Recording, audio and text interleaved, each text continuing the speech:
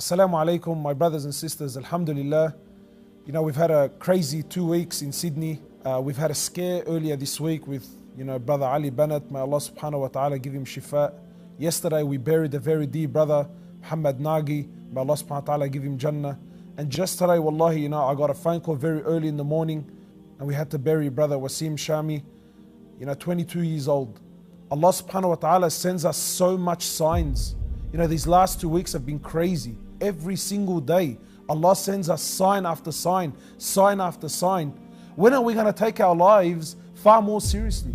Because every one of us has this deception, these high hopes that I've still got a long life ahead of me. And I look at my life and I say to myself, am I ready to go? Are you ready to go? Are you ready to meet Allah subhanahu wa ta'ala in the life that you're currently living in? And maybe you're not living a haram life, but these things are occupying me from the real reason why I'm here. And that's to worship Allah. These last few brothers that have died with cancer, especially brother Muhammad Nagi, I really want to focus on this brother because he's really affected me. I look at this brother's life and I say, Alhamdulillah, he was lucky and fortunate enough to have time. Allah gave him a cancer and the way he dealt with it was amazing. It was incredible.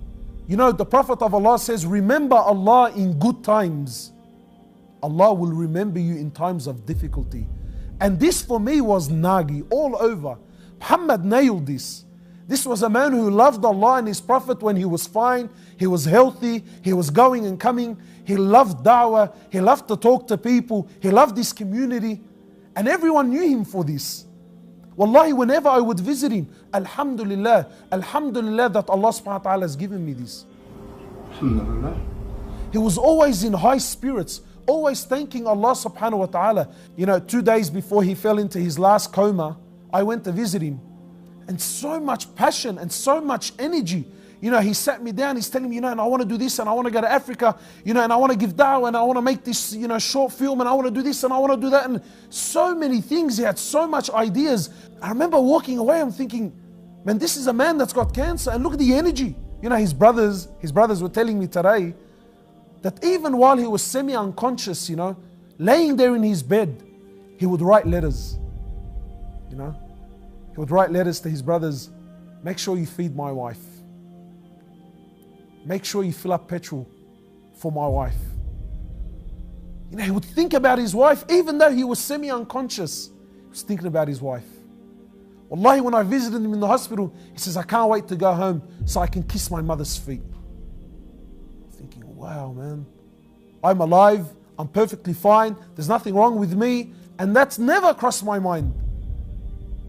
He would sit there in bed, and the nurse would walk in, a non-Muslim nurse would walk in, and he would point with his finger. And his brothers said, we could never work out, and what's he pointing at? He used to point, telling his brothers, give the nurse some sweets, form of da'wah. I thought, wow, Allahu Akbar. Wallahi, just the things this brother used to do, it affected me so much.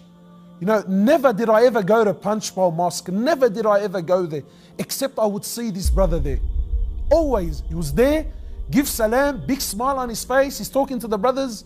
And the Prophet of Allah, he says, sallallahu alaihi wasallam, if you see someone frequent in the masjid, then bear witness that this man has iman. I think, wow, wallahi, this brother has affected me so much that I'm envious. And I ask myself, how would I leave? Because wallahi, my brothers and sisters, the angel of death will not send you a WhatsApp message. He's not going to send you an email. Trust me, there's no letter coming in the mail saying, hey, you've got 2 weeks, get ready, I'm coming around. When he comes unannounced. And look at the life you're living now. Look at the lifestyle you're in now. Look at your relationship with Allah now. That's a very good indication of the way you're going to die.